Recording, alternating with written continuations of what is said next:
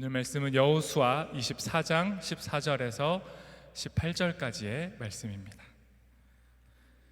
구약성경 여호수아 24장 14절에서 18절까지의 말씀, 저와 여러분이 한 절씩 교독하도록 하겠습니다. 제가 먼저 하나님의 말씀을 읽습니다.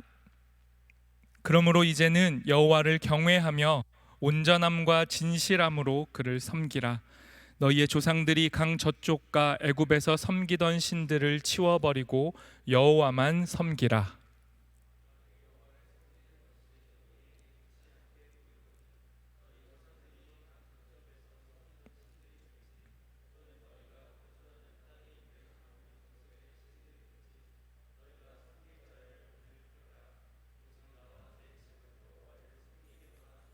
백성이 대답하여 이르되 우리가 결단코 여호와를 버리고 다른 신들을 섬기기를 하지 아니하오리니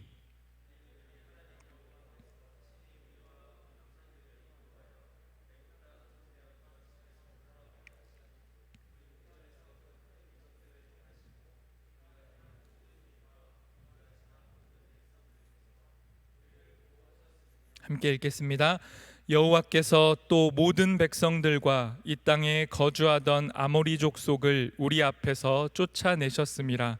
그러므로 우리도 여호와를 섬기리니 그는 우리 하나님이심이니이다 하니라. 아멘. 오늘 앞에 욱준과 정우 형제가 특순으로 고백해 준 것처럼 모든 것이 은혜입니다.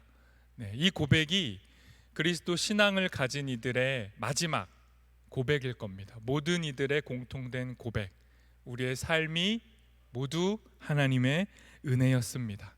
이렇게 고백하고 삶을 마치는 대표적인 인물들이 있어요.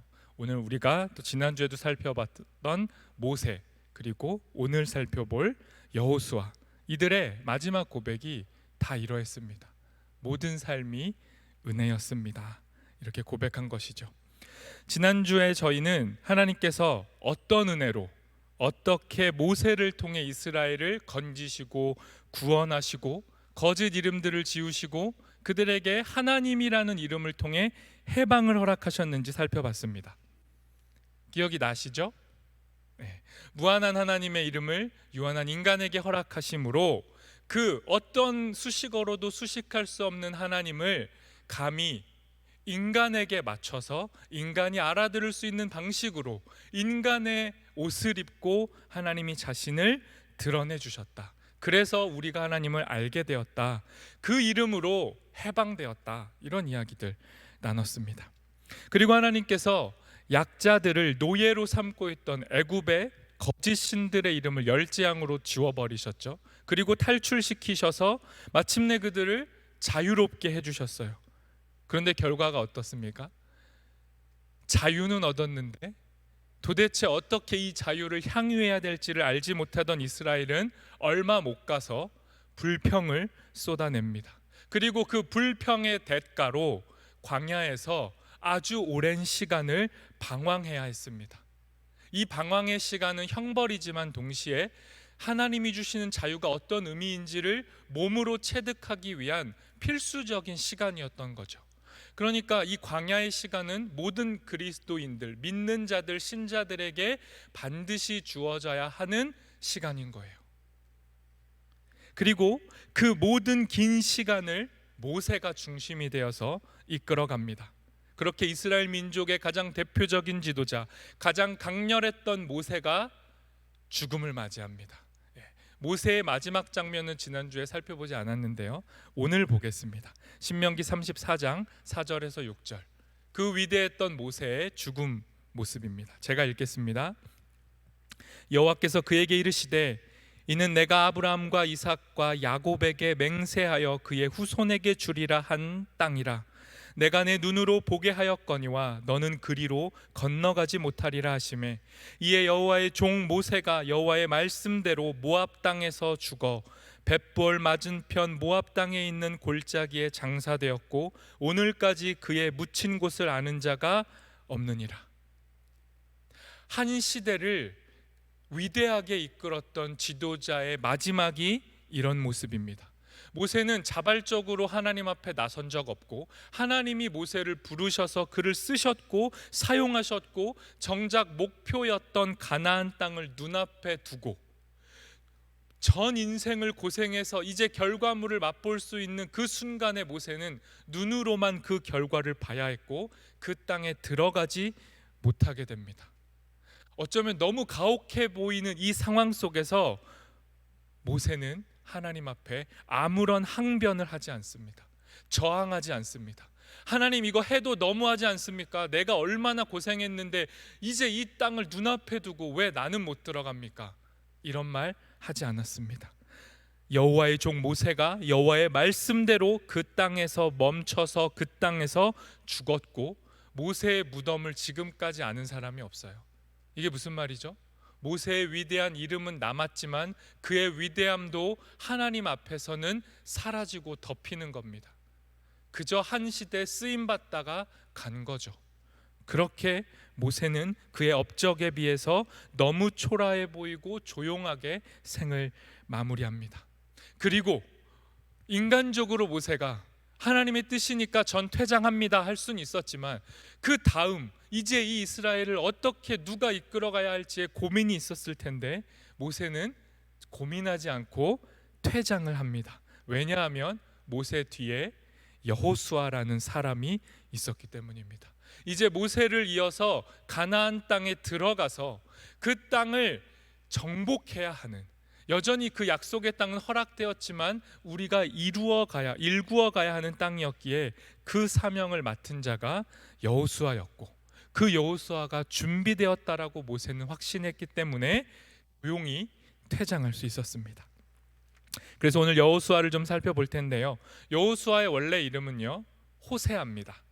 호세아에서 모세가 마음대로 난 너 이제 여호수아로 부를게 했고, 호세아, 여호수아, 시대가 더 가면 예수아, 더 시대가 더 가면 예수라는 이름으로 이름이 변형돼요.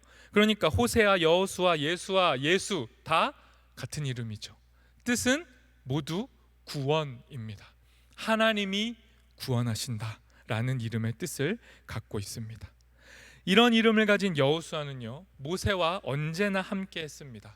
전쟁에도 함께 나갔고 모세의 충직한 비서였고, 하나님 앞에서도 충실하고 성실한 그리고 용맹한 용사였습니다.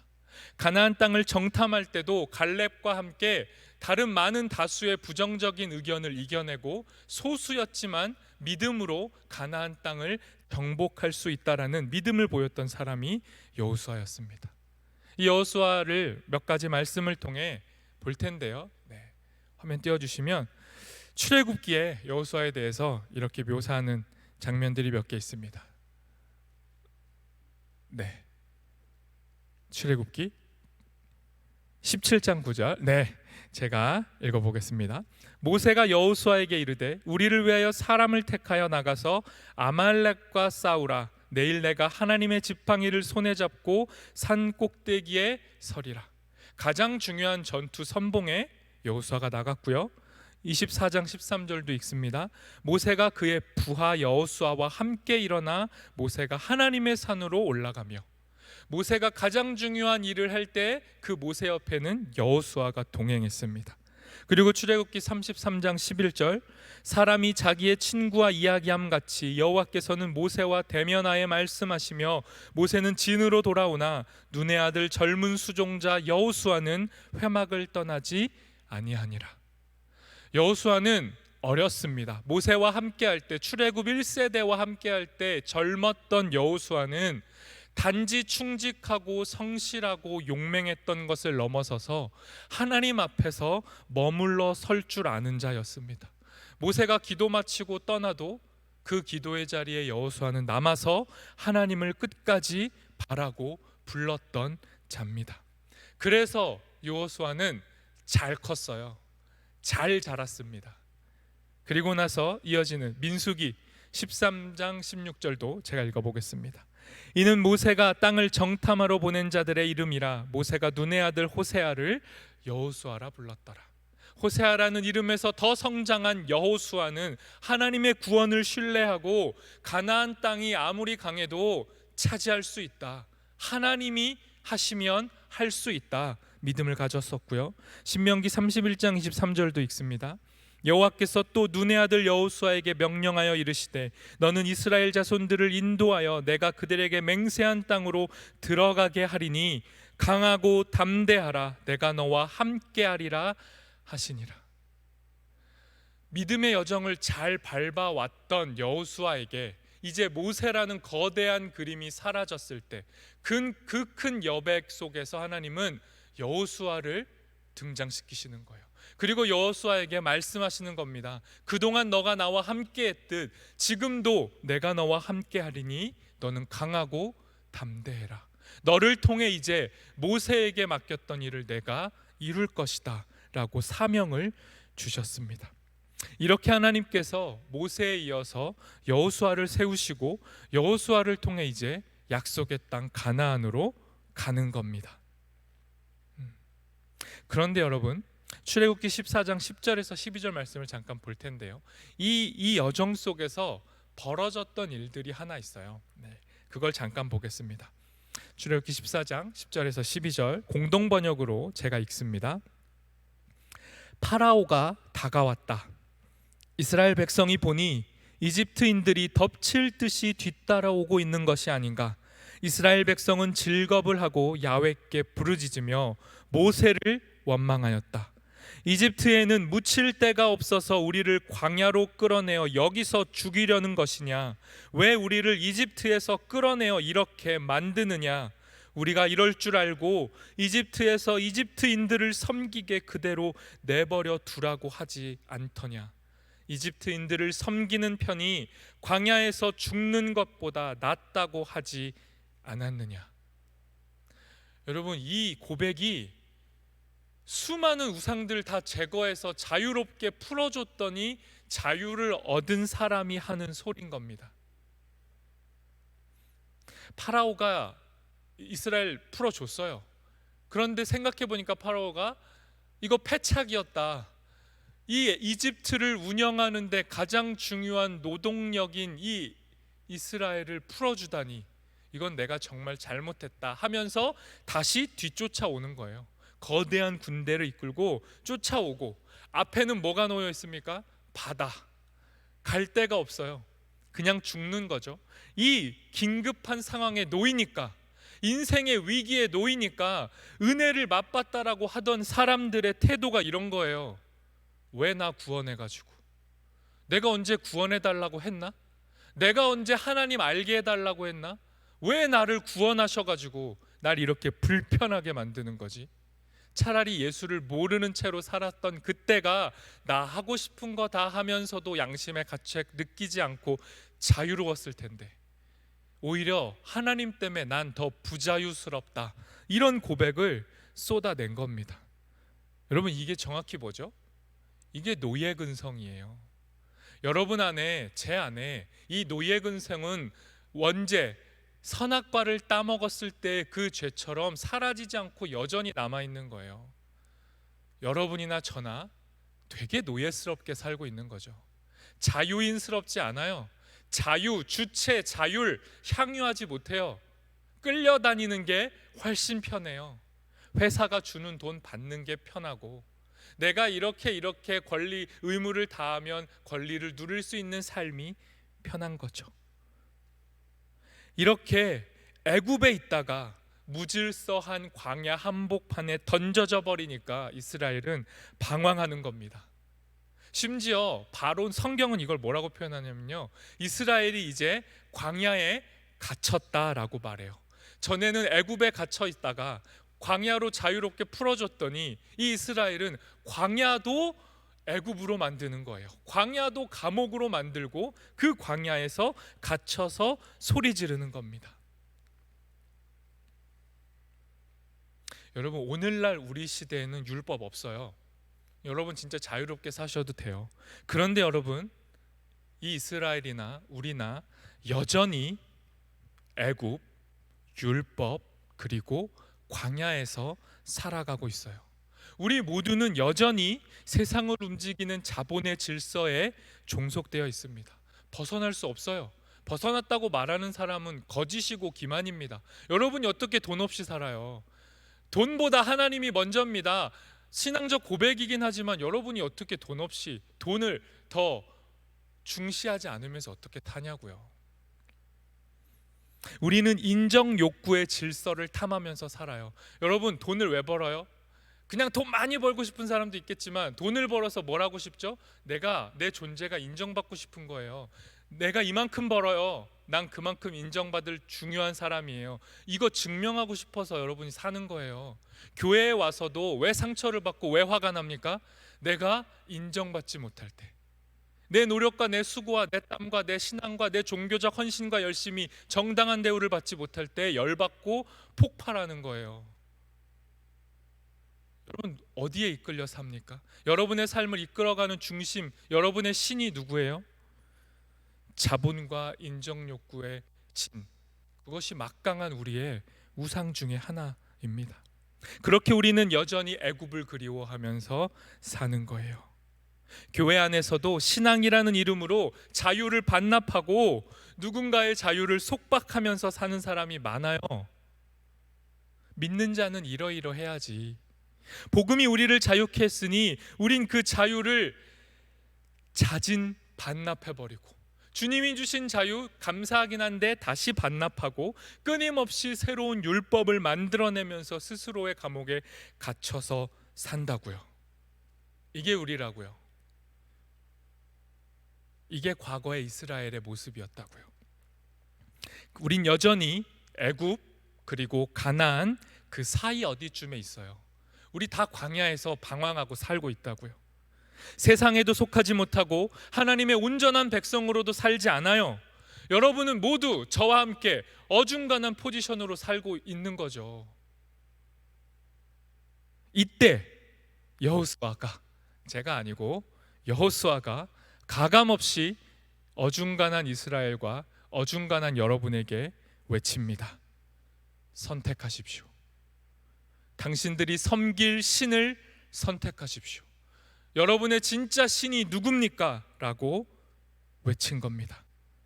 그리고 약속의 땅에 들어가서, 가나안 땅에 들어가서도 거기서 편하게 잘 먹고 잘 사는 게 아니라 그 땅을 지배하고 있는 신들이 있을 텐데 감히 그 신들과 대적할 수 있습니까? 그 신에게 다시 종속되지 않을 자신이 있습니까? 여러분은 누구를 의지하고 살 겁니까?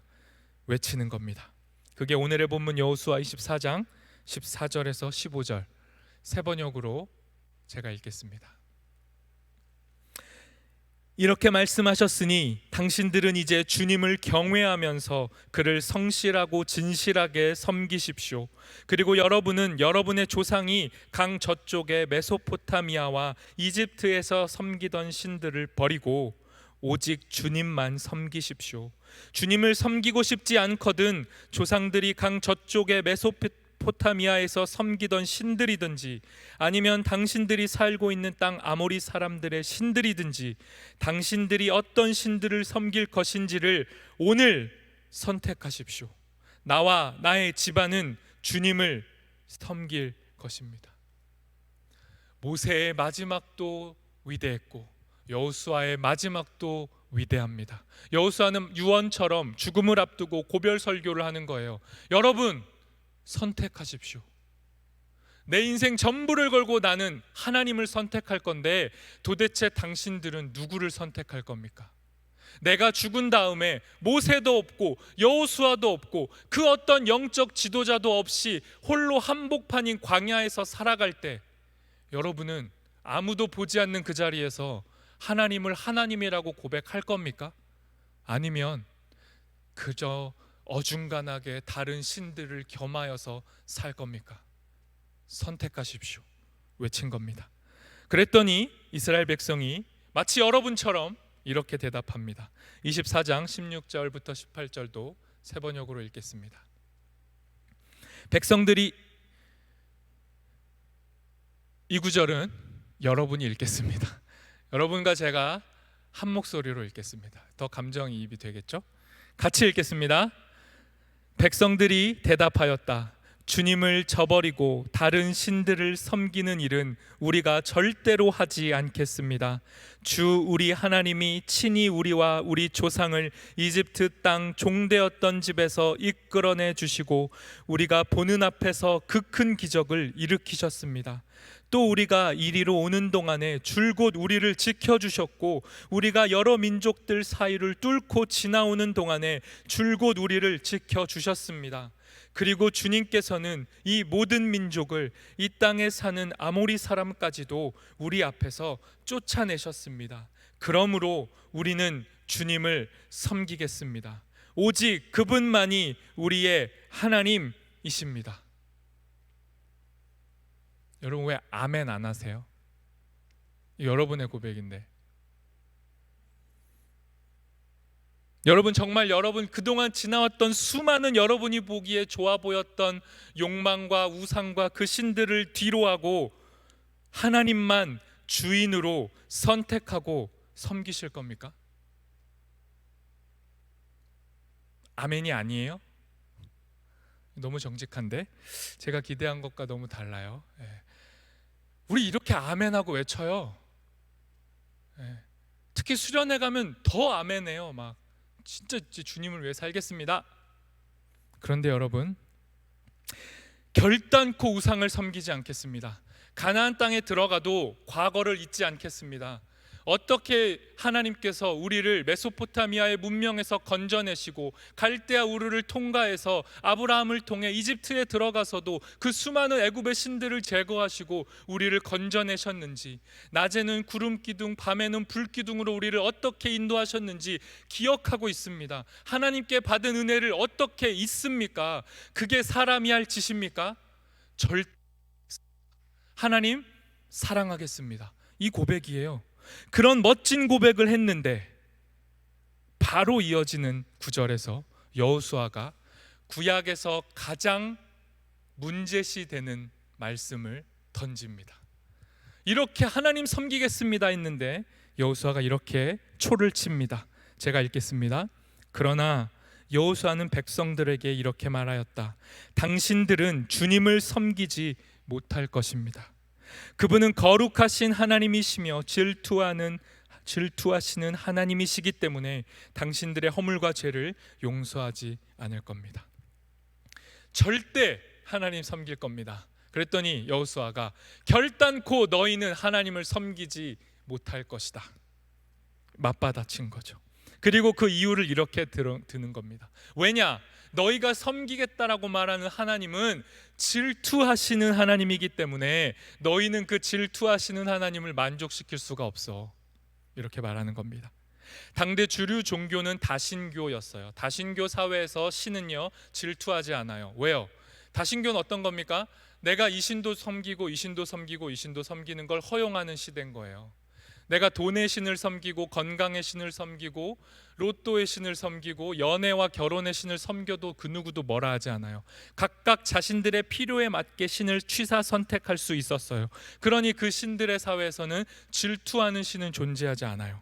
그런데 하나님은 그 모든 신이 거짓된 신이고 존재하지도 않을 뿐더러 하나님은 나 하나다라고 말씀하셨기 때문에 그 다른 신들에게 유사품들에게 기웃기웃거리는 신앙인들의 모습을 하나님은 질투하신다라고요.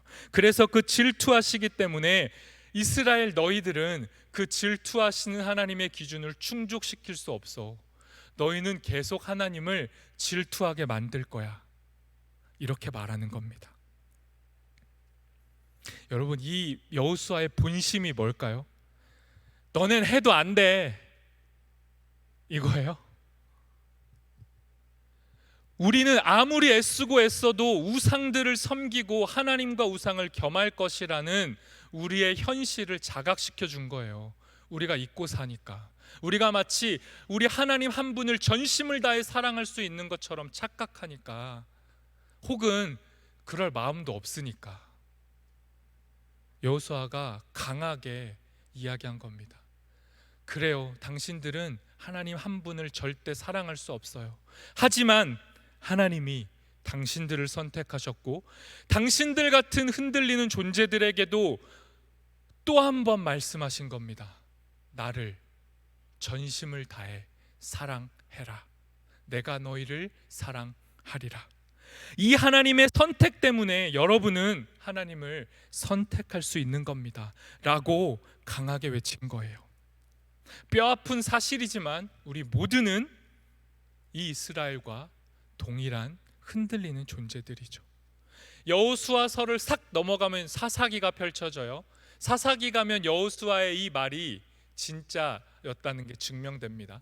하나님만 섬기겠습니다 했다가 사사기 시대로 들어가니까 이스라엘이 어떻게 돼요? 당장 그 가나안 신들에게 휩쓸려가요. 그래서 사사기는 이스라엘 역사 중에 가장 치욕스러운 역사 기록이 되는 거예요. 하나님 아닌 다른 신을 섬기다가 두드려 맞다가 또 하나님이 구원하시는 그 사이클, 이스라엘의 민낯을 보여주는 게 사사기. 그러니까 여호수아는 이스라엘을 바르게 꿰뚫어 봤던 겁니다. 너희의 신을 선택하라는 이 외침 앞에서 이스라엘은 동일하게 입술로는 하나님을 선택하고 있죠. 그런데 여러분, 우리의 눈, 우리의 귀, 우리의 손, 우리의 발, 더 들어가서 여러분의 무의식, 여러분의 진짜 욕망, 여러분의 자아, 그 자아를 또 뚫고 들어간 여러분의 진짜 자아는 어떤 신을 선택하냐고요. 제가 이제 신방하고 막 요즘 청년들을 만났어요. 만나는 이유는 뭐 아주 노골적입니다. 한 명이라도 수련회를 더 데려가자. 뭐 이제 그런 거예요. 이제 영업을 하는 거죠. 청년들 만나서 좋은 얘기 다 나누고 결론은 수련회 갈래? 뭐 이런 건데, 가든 안 가든 사실 상관없어요. 이제 왜요? 너무 많이 신청하셨습니다. 이제 뭐 신청 안 하셔도 돼요. 대형 버스가 꽉 찼습니다. 어떻게 해요? 그래도 가고 싶다 하시면 또 신청해 주세요. 오늘까지 자리를 만들겠습니다. 아무튼 수련회 얘기하려고 만났는데 수련회 얘기 안 하고요, 그냥 더 속 깊은 얘기들을 나눴어요. 왜냐하면 수련회 주제를 우리가 이 시대에 우리를 사로잡고 있는 거대한 신들에 대한 얘기로 잡았잖아요. 그게 인간관계, 돈, 술, 성, 한국 사회였잖아요. 그런 이야기들을 수련회 가서 할 거라는 얘기를 하다 보니 자연스럽게 수련회를 미리 막 하고 있었어요. 제가 청년들 만나가지고 1대1로 미리 수련회를 하는데 너무 좋더라고요. 이거 녹음해가지고 딱 수련회 때 틀면 좋겠다 싶을 만큼. 근데 그때 얘기들이 뭐가 나오냐면, 결국 우리가 원하는 건 하나님이 아닌데 자꾸 교묘하게 하나님으로 이름을 바꿔치기 해서 그 하나님을 선택하고 있다라고 착각하고 있다는 게 얘기를 하면 할수록 드러났단 말이에요. 쉽게 예를 들어서 요셉 이야기를 또 나눴었는데, 요셉의 꿈은 총리가 되는 거였지만 하나님의 꿈은 요셉이 총리가 되는 게 아니고 요셉을 통해 생명을 구원하는 게 하나님 꿈인데, 우리는 뭐가 꿈이에요?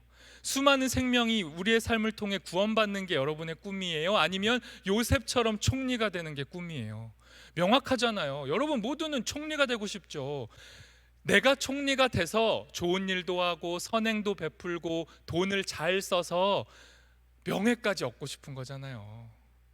여러분의 꿈 중에 정말 하나님을 일을 이루시고 생명을 살리시는 일에 나를 사용해 달라가 꿈이 아니고, 내가 되고 싶은 거와 하나님의 꿈이 일치하기를 원하잖아요. 이러니 하나님과 우상을 우리는 겸하여 섬길 수밖에 없고, 더 들어가면 하나님이 아니라 우리의 욕망을 섬기고 있다고요. 그게 대화하면 할수록 막 드러났어요. 많은 얘기했어요. 그래서 진짜 당신들 청년들의 삶에서 돈하고 하나님 두고, 돈을 섬기냐 하나님을 섬기냐, 돈이 신이냐 하나님이 신이냐 선택하십시오. 여러분 뭐 선택해요? 이 무거운, 이 부담스러운 질문이 오늘 여러분이 문 열고 들어올 때 푯말 앞에 붙어 있었잖아요. 사회초년생이여 11조 할 겁니까? 안 할 겁니까? 되게 순화해서 질문을 드린 거예요. 더 세게 말하면, 여러분 11조 합니까? 안 합니까? 이 말인 거예요. 알바를 하던 고액 연봉을 받던 상관없이요. 아니 너무너무 힘들어서 헌금할 수가 없는 그 아픔의 시간을 통과하고 있는 이들은 헌금의 압박 느끼시지 않아도 돼요. 하지만 내가 일정 부분 수입이 있는 자라면 돈이 하나님입니까? 하나님이 하나님입니까의 질문에 당연히 하나님이 하나님이죠 라는 말은 아무 의미 없어요. 그 실체는 뭘로 드러나냐? 저 비어있는 청년부 예배 시간의 봉헌함, 저게 여러분의 신앙의 민낯이죠. 죄송해요, 저는 오늘 헌금으로 막 여러분 압박하려고 그랬던 건 아닌데 수련회를 앞두고 우상의 실체를 밝혀야 하니까 계속 말하겠습니다. 여러분이 돈이 우리의 주인이 아닙니다. 하나님이 주인이에요. 저는 돈을 왜 벌고 싶냐, 왜 주식과 여러 가지를 하냐, 저 가볍게 돈 벌고 싶은 그런 속물 아니에요. 진짜 이 돈을 하나님 앞에 드리고 싶어요. 하나님 앞에 선하게 쓰임받고 싶어요. 그 말이 진짜이려면 저 봉헌함은 저렇게 텅텅 비면 안 되죠. 여러분의 11조의 현실을 뼈아프지만 봐야죠. 더 센 얘기는 수련회 때 하겠습니다. 11조로 하고 싶은 말이 더 많지만 수위가 있기 때문에 조절해서 수련회 때 하고요. 여러분, 이렇게 어려운 거예요. 우리가 하나님과 세상에 있는 거대한 가치들과 무엇을 선택할지는 쉽지 않아요. 인간관계도 그래요. 앞에서 제가 설명했지만 여러분이 내가 중요한 존재가 되는 것, 내가 정말 사랑받을 만한 자라는 그 인정 욕구가 충족되는 것, 그것과 나의 인정 욕구와 하나님 앞에서 여러분이 하나님을 선택할 수 있겠어요? 내가 다른 사람들에게 자존심 상해지고 무가치한 존재가 될지라도 하나님이 드러나신다라면 그거 감내하겠습니다, 이렇게 말할 사람 별로 없다고요. 그 외에 똑같아요. 술, 섹스, 성 다 그래요. 아유, 좋은 문화죠. 제가 잘 향유하는 겁니다. 다 말은 그렇게 하지만 여러분이 정말 힘들고 고통스럽고 뭔가 속 얘기하고 싶고 누군가 진솔하게 친해지고 싶을 때 성령을 의지해서 하나님께 기도하면서 관계를 맺어요? 아니면 술을 찾아요? 여러분 안에 여러분도 모르게 꿈틀거리고 올라오는 욕망을, 그 성적 욕망을 가지고 사람들을 판별하고 판단하는 여러분의 그 안테나를 여러분이 제거할 수 있냐고요. 반드시 제거하라 이런 말씀이 아닙니다. 제거하지 못하는 게 우리라는 걸 받아들여야 한다는 거죠. 차별과 등급과 불안과 자유 없음으로 점철된 한국 사회 앞에 여러분이 한국 사회 현실을 신음하면서 복음으로, 신앙으로 어떻게 살아가야 할지를 고민하고 있냐고요. 뉴스 속에 등장하는 수많은 부조리와 차별과 신음과 약자들의 아픔이 과연 여러분의 이야기처럼 들리냐고요. 재물과 소유의 많고 적음이 본질이 된 자본 사회에서 여러분이 재물이 본질이 아니라 하나님이, 신앙이 본질입니다, 말로 아니고 여러분의 삶으로 진짜 고백할 수 있겠냐고요.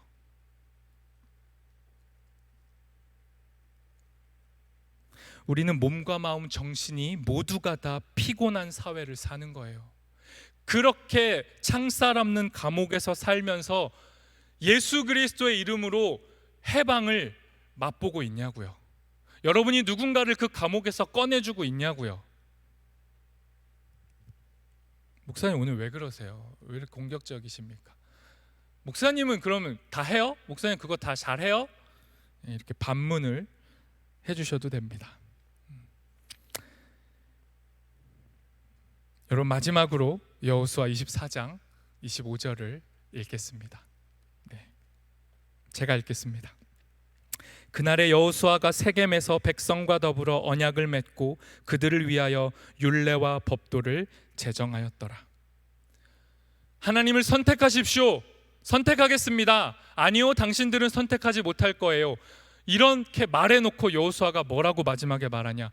하지만 그게 결론이 아니라 하나님을 선택하지 못하고 흔들리는 게 우리지만 그런 우리에게도 가능성이 있습니다. 어떻게 하면 우리는 흔들리면서도 하나님을 끝까지 따라갈 수 있느냐? 그 방법이 25절의 말씀인 거예요. 이걸 현대어로 풀어볼게요. 무슨 말씀이냐면 날마다 우리의 현실 속에서 우리에게 적합한 율법을 우리가 스스로 제정해 가야 돼요. 여러분이 교회에 오는 이유, 셀 모임을 하는 이유, 수련회에 가서 막 떠들려고 하는 이유 다 한 가지입니다. 어떻게 이 흔들리는 우상이 넘쳐나는 시대 속에 우리는 그 우상과 싸워갈 수 있느냐? 현실, 오늘날 이 사회에서 적합한 방법을 성경에서 그대로 컨트롤 C, 컨트롤 V 할 수 없어요. 이제 구약의 율법은 우리에게 그대로 유의미하지도 않단 말이에요. 그럼 어떻게 살아야 하는지를 이제 우리는 이 시대에 맞춰서 우리의 매뉴얼을 만들어 가야 된다고요. 여러분이 함께 모여서 고민하고 토론하고 대화하고 논쟁하면서 여러분의 민낯도 드러내면서 그럼 어떻게 살지라고 고민을 해나갈 때 그게 율법과 규례와 법도의 제정이 되는 거예요. 그리고 그것이 우리의 삶을 하나님께로 계속해서 나아가게 할 거라는 거죠. 우리의 실천은 이겁니다. 말로 신앙의 고백을 앵무새처럼 읊조리고 성경을 암송하는 게 아니라 어떻게 2020년 오늘 유의미하게 신앙을 현대어로 번역해낼 것인가, 어떻게 내 직장과 가정과 알바의 현장에서, 내 연애의 현장에서, 내 소개팅의 자리에서, 여자친구 남자친구 둘만 있는 공간에서, 뉴스를 통해 퍼지는 한국 사회의 뼈아픈 이야기들 속에서 신앙은, 예수는 무슨 의미인가를 고민하라고요. 말로 토론하고 이야기하라고요. 어디서? 셀에서, 수련회에서, 여러분이 모일 때마다. 그게 우리가 선택할 일인 겁니다. 그렇게 그런 삶을 선택할 때 우리는 하나님을 선택할 수 있어요. 그게 정직한 고백입니다. 말씀을 맺겠습니다. 여러분, 하나님을 선택하십시오. 그리고 하나님을 선택하기 위해 대화하십시오. 토론하십시오. 고민하시고 그 고민과 문제의식을 갖고 성경을 보십시오. 그렇게 살면 하나님의 열심과 열정이 우리의 열심과 열정보다 뜨겁기 때문에, 내가 우상과 내 욕망을 탐하는 내 열정보다 하나님이 우리를 얻기 원하시는 하나님의 질투심이 더 크기 때문에 우리는 하나님을 선택할 수 있어요. 그러니 여러분, 하나님을 선택하십시오. 수많은 현대의 신들 속에서 하나님은 우리를 부르셨고 우리를 예수 그리스도 안에서 선택하셨어요. 이 은혜가 우리를 붙들고 인도하시는 겁니다. 이 은혜 안에서 하나님을 선택하고 섬기는 삶을 모의하고 토론하고 모색하고 이야기하는 우리 모두가 되기를 소망합니다. 기도하겠습니다. 말씀하시는 하나님, 감사합니다. 2000년 전에도 4000년 전에도 우리에게 말씀하셨고 하나님을 선택하라고 우리에게 말씀해 주시니 감사합니다. 4000년 전에도 2000년 전에도 오늘도 하나님을 선택하기에 너무도 버겁습니다. 하나님보다 더 긴급하게 좋아 보이는 신들이 너무 많습니다. 이 상황 속에서 하나님, 우리에게 질투해 주십시오. 우리를 질투하시는 그 열정으로 우리를 사로잡아 주십시오. 그래서 우리가 모일 때마다, 교회로 모일 때마다 어떻게 하나님을 선택할 것인지를 고민하고 결단하고 기도하는 그런 우리 되도록 인도하여 주시옵소서. 예수님의 이름으로 기도합니다. 아멘.